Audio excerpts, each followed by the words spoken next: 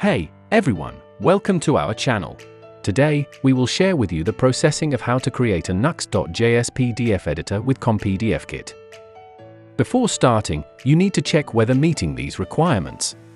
And get a 30-day free license by clicking here. Everything is ready, and let's start. Step 1. Create a new project. Create a new Nuxt.js project with Create Nuxt app, and change your directory to ComPDFKit app.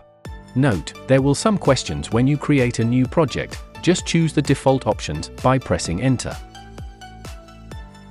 Step 2. Add ComPDFKit for web. First, install WebViewer as a dependency with npm. Then, add the WebViewer folder that contains the required static resource files to run the ComPDFKit web demo to your project static resource. Step 3. Add the PDF document to display.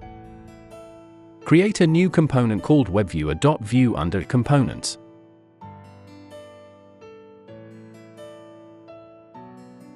Here we can drop in our newly created WebViewer component. Step 4. Run the Nuxt.js PDF viewer. Start the app and open it in your default browser. Now, you can edit, annotate, and sign your PDF document.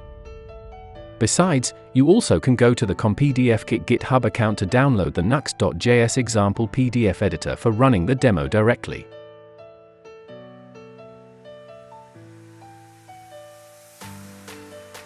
If you need any support, please contact ComPDFKit using the Contact Us page for more services. That's all, and happy to see you next time.